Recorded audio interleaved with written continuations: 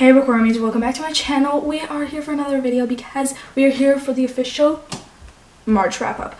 That was kind of random how to turn on the lights between, but like it's fine. I hope you guys are sat. Get your drink, get anything you want, food, snack, whatever you're here for.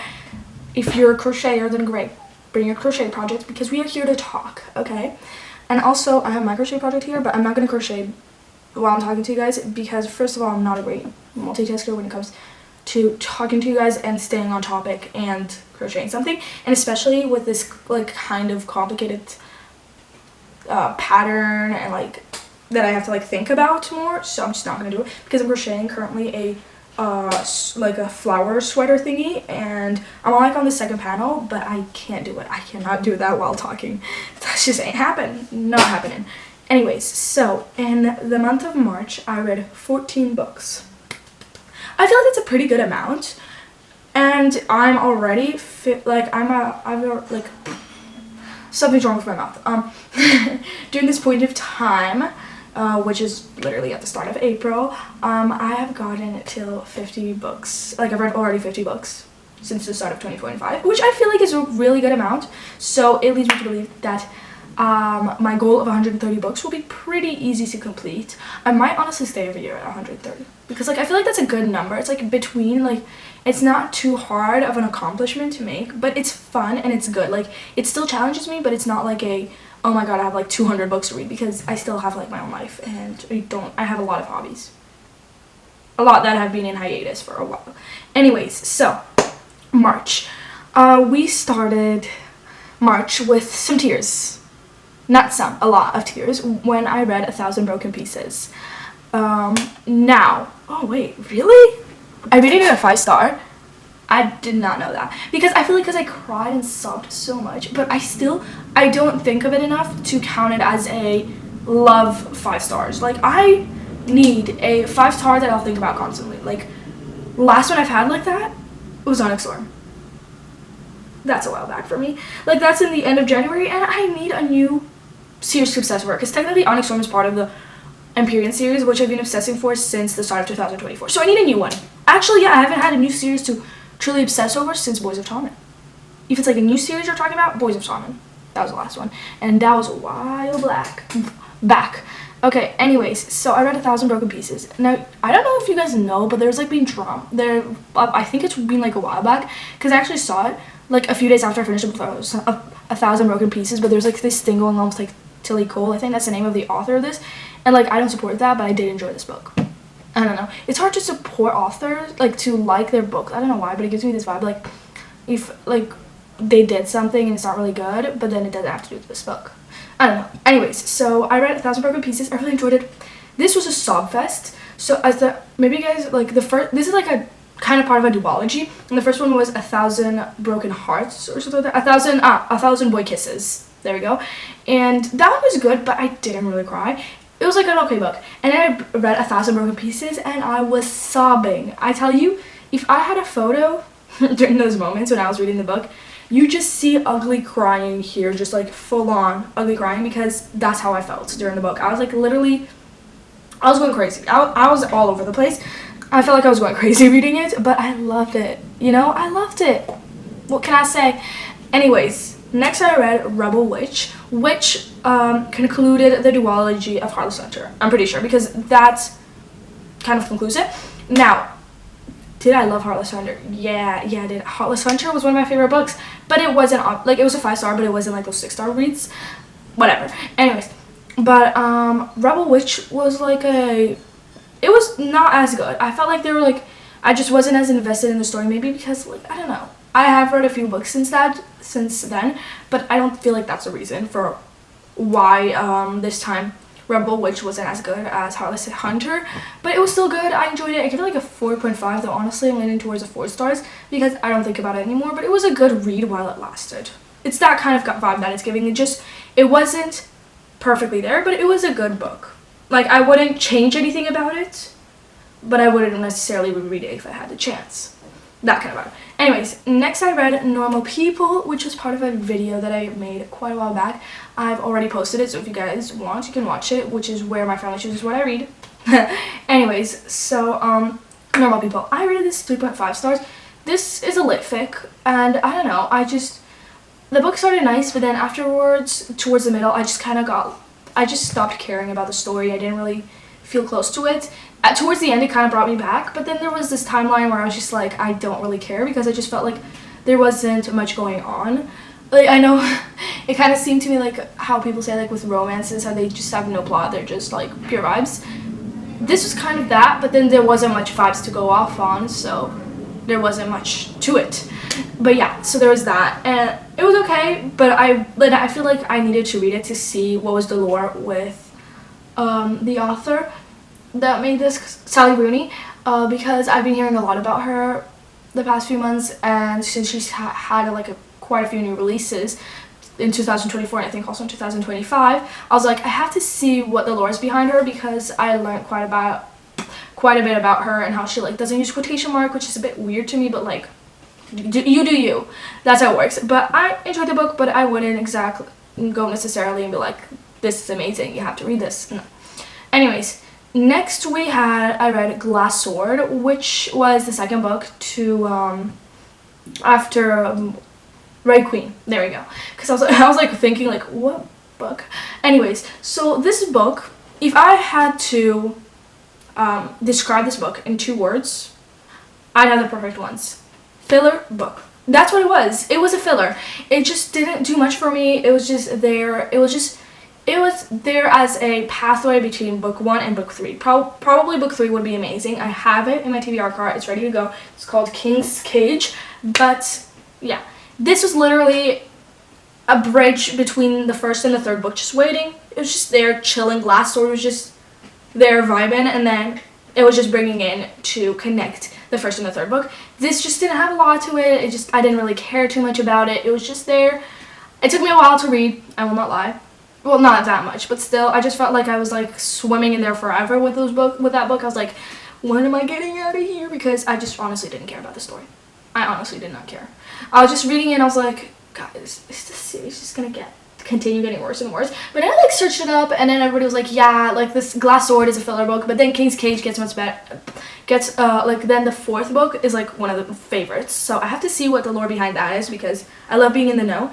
So I'll have to read the 3rd book, which I think it's gonna be better than Glass Sword. It has to be.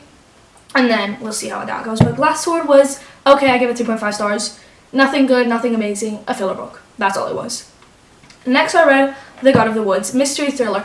A book that got, at least in my space and time and all that, kind of got popular towards the end of last year. Did I get to love this book? No. Did I get excited over it? No, not really. Did I enjoy the story? No. Did I DNF it? Finally, yes. Yes. It took me a while, and I was reading it for like 4 days. I keep on saying how like I've been reading it for so long, but I feel like I just felt like the days were going slow in March for me. Like some weeks were just very compact, very dense. But The God of the Woods just wasn't there. It just didn't make it to the cut. It just was boring. I just felt myself getting bored too easily. Like for me, in a mystery thriller, if it's a mystery thriller, it needs to jump, it needs to go crazy, there needs to be plot twists, I need to be sacked. I need to just sit my ass down and I have to enjoy it. If it's just boring, if it's just like, if there's not much going on, because that's what I felt. Like there was the main mystery, which is when a girl goes missing. And then afterwards it's just investigations, stories about the past, about life and all that, all kinds of things. The days before the accident, the weeks before it, but then there was just like, I want action. Like, this is something that I have to do. Like, for me, when a mystery happens, it can't just be investigation, slow, nothing's happening. Like, at least let there be a threat note or something. Like, I just feel like it's like if it, I don't know what happened in the end of the book, but let's say she was kidnapped or something. So she kidnapped, and then at least the kidnapper could have sent something, a note being like, oh, I've got your daughter, pay this, like, do a ransom or something, or like, I don't know what. Like, there could have been more action. I just felt like it was just, nothing was going on. It just felt blank. It fell flat. That's how it felt, because I didn't even know what happened in the end. I just got way too bored. I just couldn't care less about the characters. I was just there like, do I honestly care? And I don't remember, like, it kept on jumping between POVs, which I guess is nice, but then like usually with mystery thrillers, honestly, I enjoy a one point of view, and then like it's or the person that got kidnapped or the person that's like doing the detective work and like searching or something like that. I don't know. But like we just didn't get as much POVs about the girl who went missing, about her life, like details, and I felt like I wasn't really getting even hints for what could have happened. Like, I don't know, I just didn't enjoy it at all. I just sat there and I was just there like, okay, this is what the story's about. This is the book that's been circling in my mind, in the back of my head for like a few months already, and then I read it and I'm like, this is what it was? Wow. So there's that. Next, I decided, you know, I really like the Gold Rush Ranch series by Elsie Silver, so I decided, let's start a new one. You know, I have a lot of series I'm in the middle of, so obviously the safe choice would be to choose a series that she has already finished, that's completed, that I don't have to wait for the next book. But of course, did I do that? No, I decided to start the series Rose Hill series. Yeah, I think that's what it is called. I did not start Chestnut Springs. No. Even though I feel like, honestly, I should have, because in the first book, yeah, it like kind of mentions some of the characters in Chestnut Springs, I found out. But that's fine. That's fine. I'll be okay. But anyway, so I read Wild Love, and I gave it 4.25 stars. It was really cute. It was really like exactly what I needed. I needed something simple, easy, fast to read. I literally read it in like a day. Perfect for me, because I just lied on my bed and finished it. That's how it was, because that's what I need in a romance. Something I can quickly read, or if I'm not reading it fast, it has to be like, there has to be something that just is really good. Like, there has to be some trauma or something like that. And I love this book for it. It was sweet, it was nice, it wasn't over the top amazing, but it was really good, and I enjoyed the book story, I enjoyed the characters, and I gave it 4.25 stars, which is a good rating for it. And then next, I decided, you know what, Romy, at least if you're starting a series, continue it. So I continued and read Wild Eyes. I gave it 4.5 stars. Pretty good. I enjoyed it. Like, honestly, I don't know why, but I felt so surprised, because I don't know. Like, I did enjoy Gold Rush Ranch. Actually, no, I wasn't surprised. I don't know. But I really enjoyed the story, and you know, all of these are single dads and all that, so pretty nice. But then Wild Eyes just had something to it. The little kids, I loved both of them. I don't remember their names at all, but I remember loving them so much. They were so sweet and so nice. The girl and the boy both. I love them equally. They're like, if they were my kids, I can't choose. Can I take both? Like, at that point, I loved the story. It was super sweet, super cute. It wasn't 5 stars, obviously, like last time, as I said. It was a good, fast-paced book, but it just wasn't, yeah, it wasn't amazing. Like, it wasn't craziness, but I did read it like in a day-ish. Yeah. So, you see, like, these books, like, I really loved Rose Hill because they're short, like, they're not too long, and they're really easy to read in a short span, like a short time. And I really enjoyed it. It was really good. Perfect for it. Then I decided, you know, there's a new release in March. What did I do the second the book released? Read it, obviously. And what book might that be that I'd be so excited for? Well, I'll tell you. Sunrise on the Reaping. Yeah, I read like the day that Hamish's story came out. I was like, okay, we're getting this on my Kindle. We are reading. We are set. I read this like in 2 days. Pretty good, honestly. I really enjoyed the story. I loved seeing Hamish's there, and we found out so much more about the characters, about the plot, like things that might have been like very, very sparsely like sparkled in the Hunger Games, like the main trilogy. Here we got like a lot more breadcrumbs. We like just sparkled it all on. It was amazing. I really loved it. It was so good. Hey Mitch, bro, I see so much of your past in that story. Like, his past just explains so much of how he is in the Hunger Games and in Catching Fire and all of that. And so many things are being explained to me, things that I've like wondered like why, some things that I haven't even wondered, but then when I see it I'm like, oh my god, I could have never guessed that. Like, there's a lot of things, and I really did love it, but did I rate it 5 stars? No. You know, honestly, I didn't have a lot of 5 stars. This, like, March I had 1, obviously 1,000 Broken Pieces, but I don't think about it much, so it's not really a 5-5. It's like a, ooh, I enjoyed you while you were there. I sobbed, but I didn't like go crazy. Like, I seriously expected Sunrise on the Reaping to be 5 stars, but there was just something in there that just, I don't know.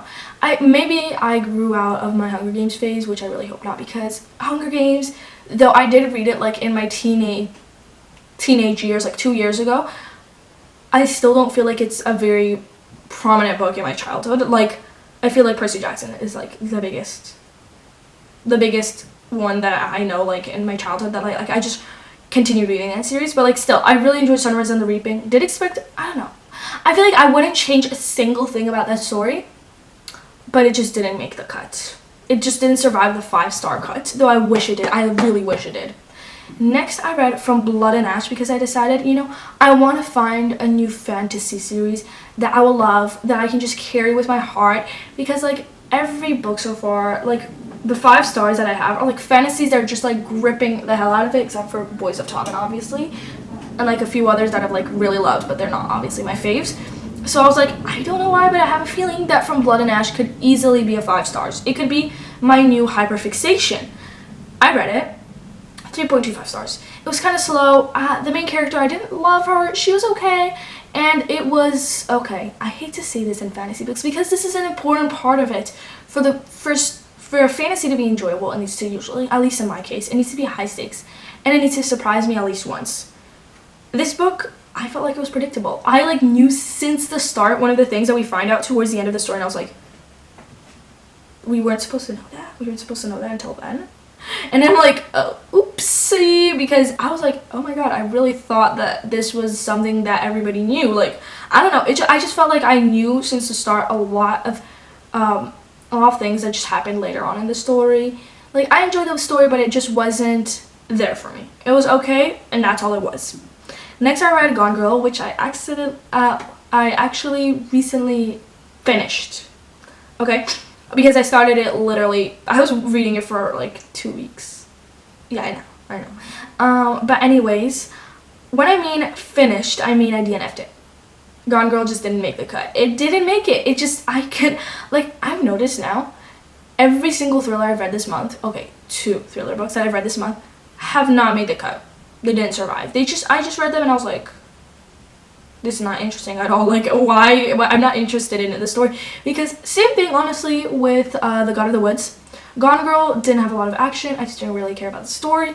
I just felt like I want to see what happened on the other side more. And I was just like, okay, there's nothing happening. There was at some point that I was like invested for a few minutes, and then like maybe like one chapter that I was invested in, and then afterwards I went back to being like, okay. And then I started like literally, I went and got the audiobook, and like I was listening to it, and I was just like, I am still not enjoying this. What's the point of this story? And I tried and I tried and I tried. I literally got to 80-something%. Today, I DNF'd it. Today. That's how long it took me. It took me 2 weeks to realize this book was not good enough. This book just didn't deserve everything it has. I just didn't enjoy it at all. 0%.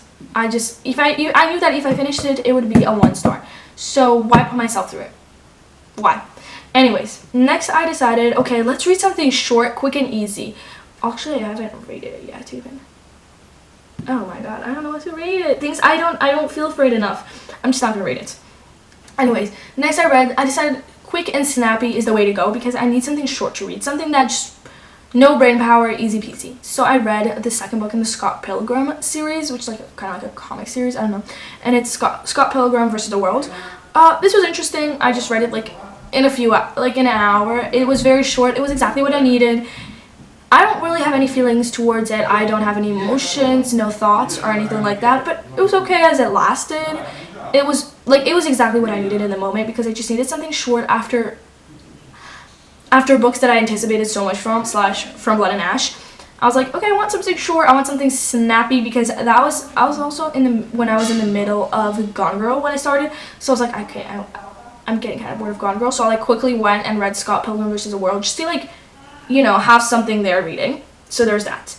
Next, I decided to read A Kingdom of Flesh and Fire, the second book of From Blood and Ash, because I was like, let's see, could it be good? Could it be better? Because I said to myself, if A Kingdom of Flesh and Fire is better than From Blood and Ash, and maybe isn't as predictable, then I'll continue trying the series. If not, I will DNF the series and say goodbye to it.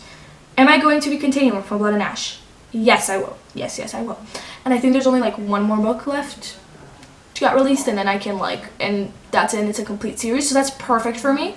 And so I think I'm going to be reading it kind of slowly because the last book is coming out in June. But anyways, A Kingdom of Flesh and Fire, I give it 3.75 stars. It was a good book. Was it great? No. Was it better than From Blood and Ash? Yes. I liked it so much more. I love the romance, the fantasy, the plot. Like, the vibes were there. The second book ended in quite a cliffhanger, but I just didn't feel like going into the next one yet. I was like, okay, wait, we have to do some things here and there, and I like I said before, I want to like read it from time to time. I want to space it out a bit. So that's what I'm doing. So I didn't read obviously the next book, even though I am excited to see what continues from the series. So that's interesting.